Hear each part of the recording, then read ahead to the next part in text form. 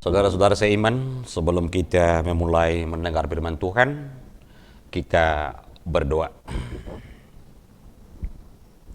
Damai sejahtera Allah Bapa, Tuhan kita, yang melampaui segala akal dan pikiran, kiranya menyertai hati dan pikiranmu sekalian. Amin. Saudara-saudara yang kekasih, kita mendengarkan firman Tuhan pada tema minggu ini, yaitu tentang kasih, yaitu dari Roma 12 ayat 9. Demikian firman Tuhan. Hendaklah kasih itu jangan pura-pura, jauhilah yang jahat, dan lakukanlah yang baik. Demikian firman Tuhan. Tentu kita bertanya dalam hidup kita, mengapa kita harus mengasihi? Atau mengapa kita harus berbuat kasih kepada orang, berbuat kasih kepada Tuhan, dan berbuat kasih kepada dunia ini sendiri? Kita perlu melihat jawaban untuk itu. Kenapa kita harus mengasihi? Yang pertama, karena itu adalah perintah utama dari Tuhan. Perintah utama dari Tuhan yang mengajak setiap orang di dalam kitab Yohanes 15 ayat 12. Inilah perintahku, yaitu supaya kamu saling mengasihi seperti aku telah mengasihi kamu. Akibat dan respon yang kita beri terhadap kasih Tuhan kepada kita adalah kita juga harus mengalirkan kasih itu sendiri kepada sekitar kita, kepada sesama kita, karena itu adalah bagian dari karya dan ciptaan Tuhan juga. Yang kedua, kenapa kita harus saling mengasihi? Karena Tuhan itu sendiri adalah kasih. Karena Tuhan itu sendiri adalah kasih yang telah memberi kepada kita hidup, yang telah mengasihi kita, mengasihi umat manusia melalui nyawa, melalui kehidupan, dan melalui karya anaknya sendiri.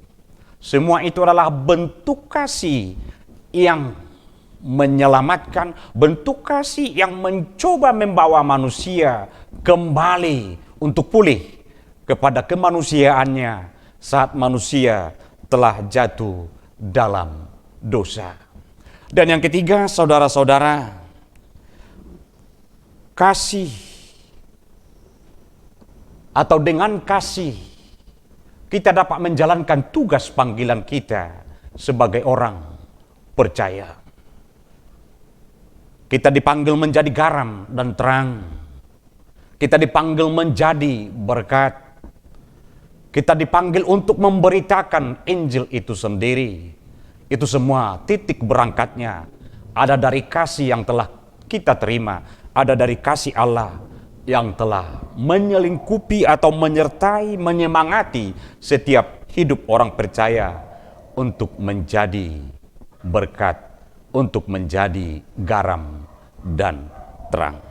Untuk itu, saudara-saudara yang Tuhan kasihi, tadi kita mendengar kasih itu jangan pura-pura. Kenapa? Ada ajakan dari Paulus supaya kita tidak berlaku kasih dengan pura-pura. Karena memang banyak orang pada masa sekarang ini memakai kasih itu sebagai bungkus, atau memakai kasih itu sendiri menjadi media, alat untuk mencapai tujuan yang tersembunyi dari dalam dirinya. Atau memakai kasih itu sendiri menjadi bagian yang tidak murni atas dasar panggilannya, tetapi seperti yang saya katakan tadi, hanya sebagai bungkus, membungkus maksud jahat, membungkus maksud kedagingan, dan membungkus ambisi-ambisi yang ada pada dirinya. Atas dasar itu Paulus menyatakan, maunya kasih itu jangan pura-pura. Karena di sana kita tidak akan pernah mencapai apapun.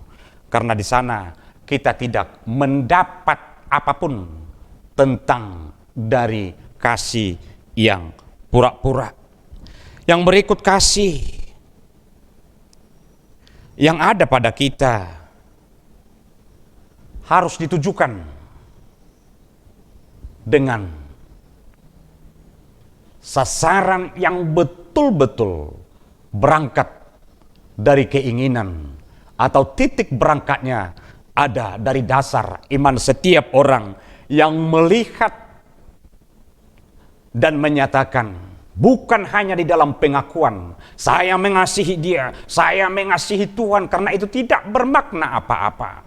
Kasih itu bukan perasaan, tetapi kasih adalah perbuatan dan tindakan. Untuk itu saudara-saudara, sama seperti ajakan Paulus, apapun kendalanya, apapun masalahnya, kita sudah tercemar dosa, maka hidup kita didominasi oleh keakuan diri sendiri, keegoan yang luar biasa, sehingga kita hanya mementingkan diri, mementingkan kelompok, mementingkan organisasi, mementingkan gereja kita sendiri. Hidup yang demikian membuat kita saling memusuhi. Hidup yang demikian membuat kita saling mempertahankan kepentingan sendiri tanpa melihat sisi kemanusiaan yang luas, seperti ajakan Tuhan kepada setiap orang percaya untuk memberangkat, untuk menyatakan, untuk memberitakan kabar keselamatan untuk keselamatan seluruh dunia. Karena itu apapun alasannya, apapun tantangannya, kasih tidak dapat dipengaruhi oleh apapun. Kasih itu harus benar-benar didasari ketaatan, didasari kemauan, didasari oleh iman percaya dari orang-orang percaya itu sendiri. Untuk itulah kita harus berangkat. Kita harus membuat seperti apa yang Thomas Aquinas katakan. Kasih adalah persahabatan manusia demi Allah, yang mempersatukan kita dengan Allah itu. Kebiasaan mengasihi harus meluas, bukan hanya fokus pada Tuhan itu saja, tetapi meluas kepada, melingkupi kepada setiap sesama, yang merupakan bagian dari ibadah setiap orang, yang memberangkatkan hidup setiap orang percaya untuk beribadah, dan itu dinyatakan dengan kasih. Tuhan memberkati kita, dan Tuhan memberangkatkan kita kepada setiap kenyataan hidup, di mana persaingan, di mana banyaknya sekarang hal-hal yang diperhadapkan dengan kekerasan. Hidup kita di dalam persaingan yang luar biasa, menghilangkan sifat-sifat kegotong royongan yang merupakan budaya Indonesia, budaya masyarakat orang kita Batak, dan budaya Timur yang sudah mulai tergerus dengan kenyataan-kenyataan mementingkan diri, mementingkan kelompok, dan mementingkan organisasi. Untuk itu kita harus kembali hidup dalam kasih, mau mengampuni, karena dengan mengampuni kita hidup dalam damai. Yang kedua, mau tinggal dalam kerendahan hati.